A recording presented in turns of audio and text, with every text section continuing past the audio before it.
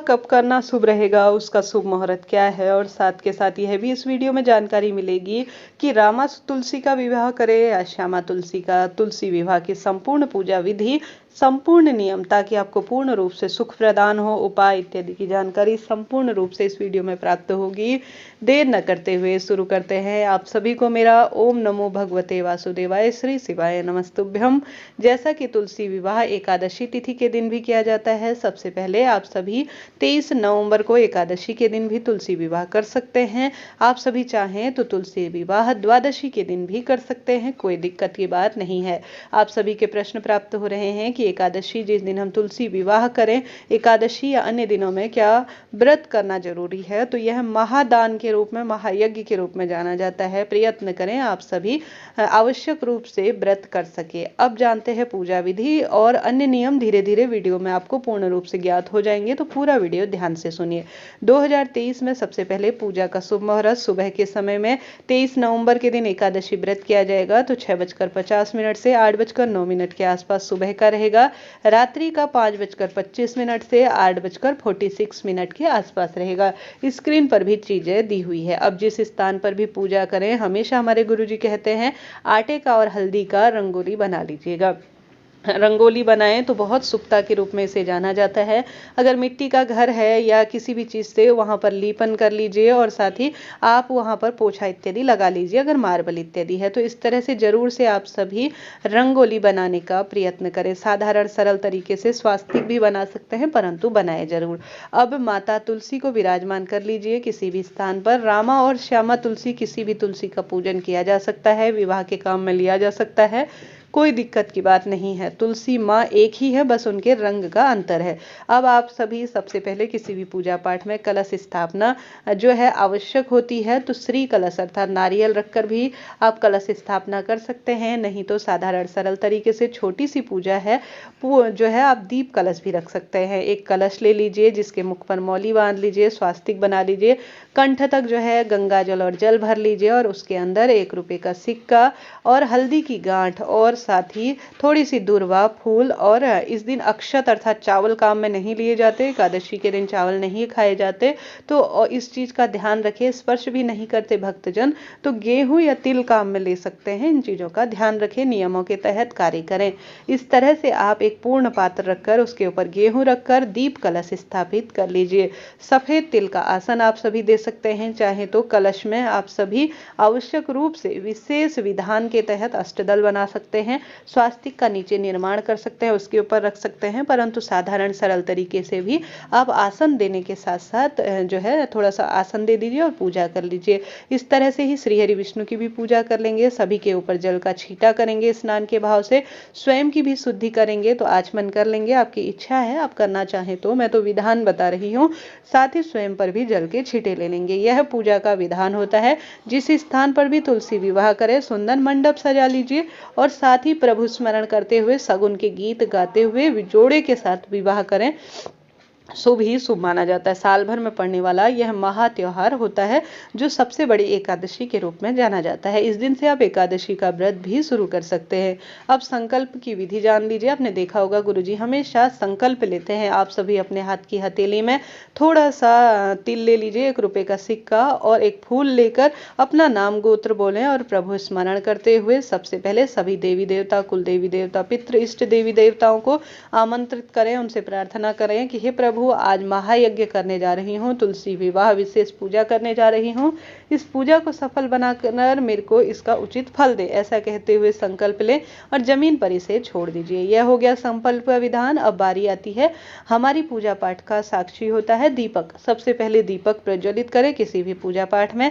यह अखंड दीप के रूप में होगा, जो पूरी पूजा तक जलता रहेगा। तो गोलबाती का घी का दीपक प्रज्वलित कर लीजिए। दाहिनी ओर हमेशा भगवान जी के कलश स्थापित होता है, इस चीज का ध्यान रखें। अब हम जो है विवाह की रस्म आरंभ करने जा रहे हैं। तो विवाह की रस्म में आपने देखा होगा, सबसे पहले हल्दी लगाई जाती है, मेहंदी लगाई जाती है। वही आपको कार्य करना है। श्री हरि विष्णु को भी हल्दी मेहंदी लगानी है, माँ तुलसी को भी हल्दी मेहंदी आप सभी को लगानी है। इस तरह से अपने विवाह को आरंभ करना शुरू करें। ठीक है, यह एक प्रतीकात्मक विवाह है जो आपको करना है। माता तुलसी को लाल रंग की चुनर पहना दीजिए। गुरुजी ने उपाय में भी बताया है, आप सभी जानते होंगे। साथ के साथ आप सभी को माता तुलसी को सुंदर तरीके से चूड़ी इत्यादि भी आप पहना सकते हैं। ध्यान रखिए कि कोई भी पत्ती टूटने ना पाए। बड़े प्रेम पूर्वक सजगता के साथ यह कार्य करना है आपको। साथ ही आप सभी आवश्यक रूप से इस दिन अगर पंडित जी लाते हैं घर पर तो वह शालिग्राम जी के साथ अपने विवाह रचाएंगे माँ तुलसी का और अपने साथ तुलसी ले जाएंगे। अगर आपके ऐसा नहीं है तो कोई दिक्कत की बात नहीं है, आप तुलसी माँ अपने पास भी रख सकते हैं। दान देने की आवश्यकता नहीं है, अन्य सभी चीजें आप दान में देंगे। ठीक है, अब श्री हरि विष्णु को भी विवाह के लिए तैयार कर रहे हैं तो फूल माला लाना चाहते हैं तो वह ले जाइए, ले आइए। नहीं तो सबसे उत्तम मानी जाती है तुलसी की माला। आप सभी तुलसी की माला उन्हें धारण करवा कर पूर्ण रूप से विवाह के लिए सुसज्जित करें। इस तरह से हमारी यह प्रक्रिया विवाह के लिए हो गई है। आप चाहें तो यहाँ पर मंडप बना सकते हैं, जो है गन्ने का सुंदर मंडप सजा लीजिए, बहुत सुंदर डेकोरेशन कर सकते हैं। नहीं तो साधारण सरल तरीके से परिपूर्ण पूजा इस तरह से भी की जा सकती है। अब किसी भी पूजा में सबसे पहले गणेश जी महाराज का ध्यान किया जाता है, उनका पूजन किया जाता है। आप सभी गणेश जी की प्रतिमा फोटो भी रख सकती हैं, इच्छा आपकी है। नहीं तो एक सुपारी पर मौली लपेट कर साधारण सरलतम भाव से किसी भी चीज का आसन देकर, चाहे तो किसी पत्ते का आसन दे दीजिए, चाहे गेहूं या तिल्ली का आसन दे दीजिए, उन्हें विराजमान कर लीजिए। उनकी संपूर्ण पूजा सबसे पहले कर लीजिए। उन्हें आवश्यक रूप से वस्त्र रूपी कलावा, यज्ञोपवीत पुष्प, धूप, दीप, नैवेद्य, अक्षत और जो भी आप चीज कहने का अर्थ है समर्पित करते हैं उस भाव से समर्पित करें। इस कार्य को करते हुए निरंतर ओम नमो भगवते वासुदेवाय या श्री कृष्ण गोविंद हरे मुरारी हे नाथ नारायण वासुदेवाय, इन सरल से मंत्रों का जाप करें। गणेश जी की पूजा कर रहे हैं तो ओम श्री गणेशाय नमः इस मंत्र का जाप करें। ओम वस्त्रम समर्पयामि, ओम दुग्धम समर्पयामि, ओम अक्षतम समर्पयामि। इस तरह से जो भी चीज समर्पित कर रहे हैं उनका भाव करें। सुंदर प्रतिरूप आप सभी अपने मन में एक विशेष महायज्ञ करने जा रहे हैं। आप तुलसी विवाह कर रहे हैं जो जो है दान के रूप में जाना जाता है, साल भर में सबसे अधिक सुख प्रदान करने में सहायक होता है। अब इसी विधि से हम सबसे पहले गणेश जी का पूजन करने के बाद माता तुलसी श्री हरि विष्णु का भी विधि विधान से पूजन करेंगे। उन्हें भी आराम से बहुत प्रेम पूर्वक अक्षत, रोली, चंदन, मोली, दुर्वा और वस्त्र रूपी कलावा यह चीजें समर्पित करेंगे। अब हम सभी जानते हैं कि आवश्यक रूप से किस तरह से हमें तुलसी विवाह की जो विशेष विधान है वह करना चाहिए। मासिक धर्म सूतक पातक की स्थिति है, आप सभी एकादशी के दिन तुलसी विवाह नहीं रचा पाते हैं तो कोई दिक्कत की बात नहीं है। आप अन्य किसी भी दिन, यह जो 5 दिन होते हैं कार्तिक माह के, कार्तिक पूर्णिमा तक किसी भी दिन तुलसी विवाह कर सकते हैं। तुलसी को दान देने की आवश्यकता नहीं है। आप अपने घर पर भी बड़े प्रेम पूर्वक से तुलसी का विवाह आपने प्रतीकात्मक रूप से किया है, अपने घर पर रख सकते हैं, कोई दिक्कत की बात नहीं है। अन्य कोई मन में सवाल हो तो आप पूछ लीजिएगा, आपका अपना चैनल है, सभी सवालों के जवाब आप प्राप्त करेंगे। सबसे पहले गणेश जी को भोग लगाएंगे तो जो भी चीज लाए हैं सबसे पहले गणेश जी को समर्पित करें। मौसमी फल, खीर, पुआ, पूड़ी, मिठाई जो भी आप लाए हैं आप समर्पित करें। और श्री हरि विष्णु तुलसी बिना भोग स्वीकार नहीं करते तो इस चीज का ध्यान रखते हुए उनमें तुलसी दल रखें और सभी देवी देवताओं को भोग लगाएं। गणेश जी को तुलसी नहीं समर्पित की जाती, इस बात का ध्यान रखते हुए पहले उनके लिए अलग से निकाल कर रख दीजिए। भोग लगाने के लिए हमने जलपान भी कराना होगा तो सभी देवी देवताओं को जल इत्यादि समर्पित कर दिया है। इस तरह से साधारण सरल तरीके से भी पूजा की जा सकती है।